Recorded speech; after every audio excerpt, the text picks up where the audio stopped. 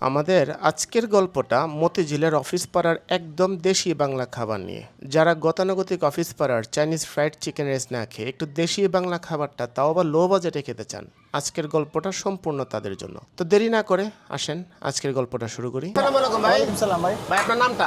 মোহাম্মদ সোহেল। কত বছর ধরে এই জায়গায় বসেন? এখানে মনে করেন আমি প্রায় 32-33 বছর একই জায়গায়? একই জায়গা। আগে দোকানটা ওই পারে ছিল, তো এই পারেতে এই পারে আসছেন। তো কি কি বিক্রি করেন একটু বলেন। আমাদের মূলত হইলো গরু গোষ্ঠটা। আমাদের মূল হইলো গরু গোষ্ঠে, মানে একটু মানুষ পছন্দ করে আসে।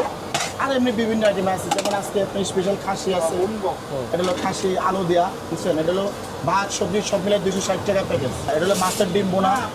কি মাছ এটা? এটা হলো রুই মাছের ডিম বোনা। রুই মাছের ডিম। হ্যাঁ, যে আমরা যে বড় বড় মাছগুলো কিনি না, মাছের কিছু ডিম হয়ে থাকে, এই ডিমগুলো। এছাড়া আদার্স আমরা আলু বানাবো। আর এটা আজকে ডাইল হয়নি, তো আমাদেরকে মুড়িগন্ড হয়। আচ্ছা। মুড়িগন্ডটা আজকে হয়নি, এটা হলো আপনার সবজি। সবজি কি কি আছে এখানে? সবজি এটা 5 মিশালি আদার্স, মানে একটা সবজিতে ঝাঁপ থেকে আছে। আর এটা তো হচ্ছে আপনার ফেমাস গরুর মাংস। হ্যাঁ, গরু এই যে এটা এখানে এক বল, এখানে এক বল, আবার নিচে এক বল। আচ্ছা, গরুর কালো বোনা না লাল বোনা? আমাদের সারা জীবন এটাই লাল বোনা। লাল বোনা। কালো বলতে কোনো বোনা নেই, লাল বোনা সারা জীবন। আচ্ছা, কত করে বেচেন আর কি কিভাবে বেচেন? এখানে আমাদের এখন বর্তমান রেট হলো আপনার 240 টাকা ফুল। আর এমনি একটা স্টুডেন্ট প্যাকেজ আছে 170 টাকা। 240 টাকা কয় প্যাকেট দেন? 240 টাকা মনে করেন মোটামুটি একজন মানুষ খেতে পারে, খুব সুন্দর। 7-8 বড়ি থাকে। বড় পিস হলে 5-6 পিস 7 পিস থাকে, আর ছোট পিস হলে 8-9 টুকরা হবে, এমনি 10 পিসে চলে যায়। মতিঝিলে তো কেউ খাসিটা খুব একটা করে না। খাসি ভাই করে না, কিন্তু আমার এখানে ভাই অনেক কাস্টমার আসে তো দূর দূরান্ত থেকে, শখ করে।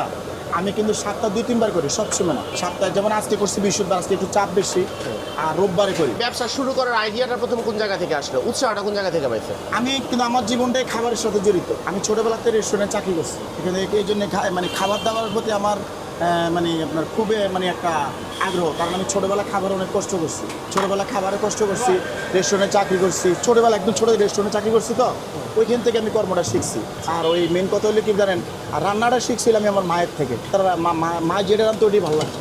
আমি চাকরি করতাম রেস্টুরেন্টে, কিন্তু অনেক সময় ওই রেস্টুরেন্টে খাবার না খেয়ে মার খাবার খাইতে চলে আসতাম। মা মারা গেছে। আর এই ব্যবসাটার মূল তো আমার মায়ের দোয়া। আর এক নম্বর ওই যে আমার বড় ভাইটা, এই ব্যবসার মূল এই হলো এই আমার বড় ভাই। এই আমি মনে করি এই ব্যবসাটা আমরা অনেক আমি এখানে অনেক কষ্ট করছি। কোন সময় করেন না রুই মাছের? হ্যাঁ, রুই মাছের দুপেঁয়াজি হয়, আবার রুই মাছ ফ্রাই হয়। আচ্ছা।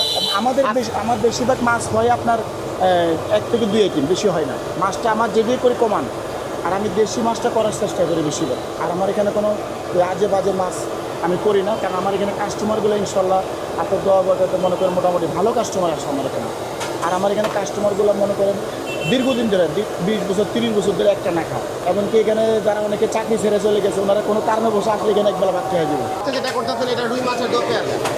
এইটা হলো মাছের ডোকে, এটা এখনো কমপ্লিট হয়নি। এটা নির্মাণে আধা ঘন্টা লাগবে। আরো আধা ঘন্টা? আরো আধা ঘন্টা লাগবে। এটার মধ্যে কি কি দিচ্ছেন? এটা মূলত পেস্ট, আমরা অরিজিনাল দেশি পেস্ট ব্যবহার করি।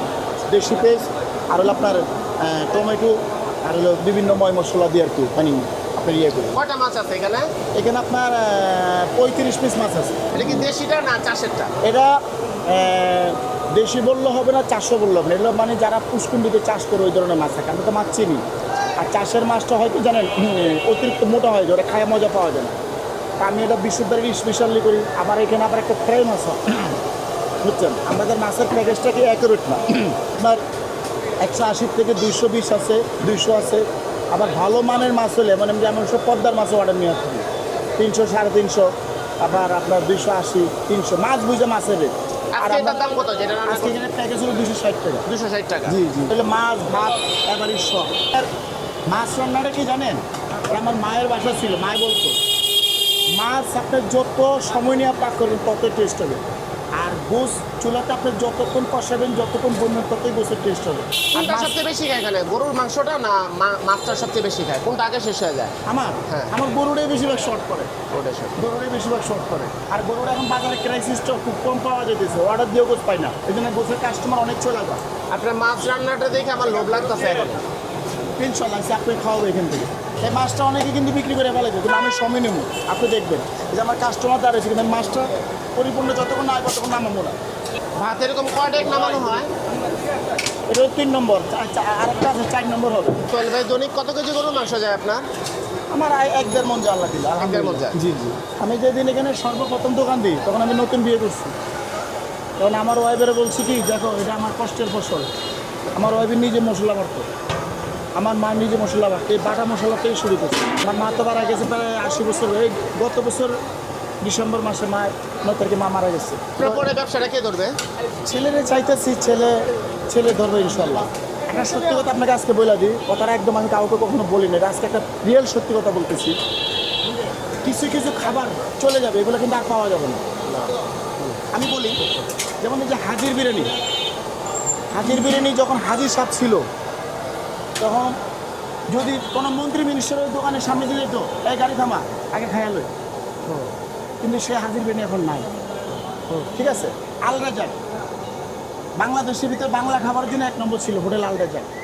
এখন সে খাবার নাই, মালিকও মারা গেছে, খাবারও চলে গেছে। স্টার কোম্পানির খাবার বাংলাদেশে এমন কোনো লোক না আছে খাইছে। আমি কিন্তু স্টার কোম্পানিতে কাজ শিখছি, এখন স্টার কোম্পানিতে আমি বড় হয়েছি। যেমন স্টারের মালিক মারা গেছে, এখন আস্তে আস্তে স্টারে অনেক খাবার নষ্ট হয়ে যেতেছে। যেমন আমিও যদি কোনো একদিন মারা যায়, আমার এই খাবারটা আমার ছেলে ধরে রাখতে পারবে কিনা জানি না, হবে না। কিন্তু আমি যেমন দেখা গেছে আমার যে গোষ্ঠটা, আমি যত বছর ব্যবসা করি, আজকে বিগত নাহলে 30-32 ব্যবসা করতো, আমার গোষ্ঠটা কিন্তু গরুটা আমি নিজের সামনে খাড়াই জবাই করি, এখন নিজে বৈশালে যাতে কষায় যাতে খারাপ কোনো কিছু না দিতে পারে। এখন কেউ না দেবো, উপর আল্লাহ একজন তো দেখে, সেই সব কিছু ইয়ে করে। তরকারিটা এখন অনেক ঘন হয়েছে, জাল দিতে এটা আরও টানবে, এটা বুনতে উপরে তেল ছেড়ে দিব। আলু ভর্তা জি, এখানে 30 কেজি আলু, এটা 1.5 মণ। এই আলু ভর্তা মতিঝিল কেউ করতে পারবে না, এটা একটু পরে শুধু আলু ভর্তা আপনার সিরিয়াল লাগবে। আমি তো ভাই এখন অনেক কাজ স্লো হয়ে গেছি, নাহলে আমি আল্লাহ দিলে আমার 2 হাত, আমার 2 হাতের আমার মায়ের দোয়া আছে, আমি পরিশ্রম করতে পারি। সরিষার তেল? হ্যাঁ, আমি তেল কিন্তু ডাইরেক্ট মেলেতে ভাঙে নিয়ে আসি। একটা শিক্ষা নিয়ে বলেছি, একটা আদর্শ নিয়ে বলেছি। আমি একটা জিনিসই বুঝি যে কষ্ট করলে ভাতের অভাব হয় না। আমি যখন এখানে সর্বপ্রথম ব্যবসা দিছি, 3 মাস বাসা বাজার টাকা দিতে পারতাম না, বাসা ভাড়া দিতে পারতাম না। আমার মা আর আমি যে আমার যে মা মশলা করতো, সেই মা বলছে কি বাবা ব্যবসা ছেড়ে দে, এই কী ব্যবসা দিছ, বাজার টাকা নেই, গড় ভাড়া নাই, কিচ্ছু নাই। আমি কেছি যে মা ধৈর্য ধরো, গাছ যখন ঢুকছি ফল একদিন দিবে ইনশাল্লাহ। সোহেল ভাইয়ের ছেলে মেয়ে কয়জন? হ্যাঁ? ছেলে মেয়ে কয়জন? আমার 2 মেয়ে 1 ছেলে, বড় মেয়ের বিয়ে হয়েছে আল্লাহ দিলে, 2 নাতিও আছে।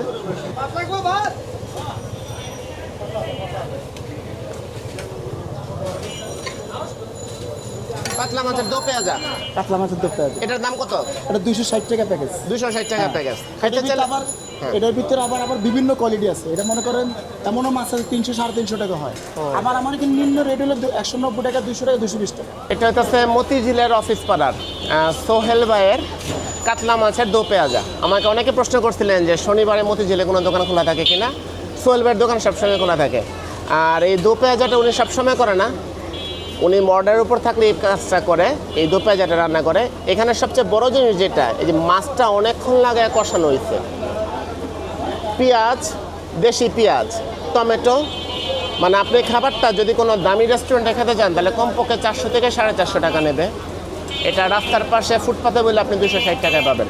আমি প্রথমে একটু মুখে দিয়ে দেখি, আর মাছটা দেখেন একবারে পুরো সফট হয়ে গেছে, মানে ধরার সাথে সাথে একবারে গলে গেছে। মশলাটা একদম ভিতরে ঢুকছে। টমেটোর যে একটা টক ভাব, উনি প্রায় 1.5 ঘন্টা ধরে 25 পিস মাছ রান্না করছে। তো অনেকক্ষণ ধরে ওই জালটা দেওয়ার কারণে টমেটো আর পেঁয়াজ দুইটার যে মিক্স, ওইটা মাছের ভিতরে একবারে ঢুকে গেছে। আমি এর আগেও 2 দিন আসছিলাম এটা খাওয়ার জন্য, কিন্তু পাইনি। আজকে 3য়বারে এসে আমি এটা সফল হয়েছি। তো যদি মতিঝিলে থাকেন অবশ্যই এই খাবারটা ট্রাই করে যাবেন, নইলে মিস করবেন। 14-15 বছরে একজন, 14-15 বছর ধরে এক জায়গায় খেতেছেন। মানে ইয়ং ছিল। যদি খাবার খাই তাহলে এখানে সেটা খাই না। তার দোকানের বিশেষ খাবারটা কি আছে যেটা মুখে বাড়ি দেয়? গরু মাংস তো ছিল অসাধারণ, ভালো লাগার মতন আর কি। পরে সে গরু মাংস এখানে যে একটা খায় সে মানে ভক্ত হয়ে যায়। এরা তো আমার ভাই বেড়াদার মতন কাস্টমার। তাহলে ভাই আপনি যখন ব্যবসাটা শুরু করতেন রাস্তার মধ্যে এখানে দাঁড়ায়, তখন এই চিন্তা মাথায় আসেনি লোকে কি বলবে? না।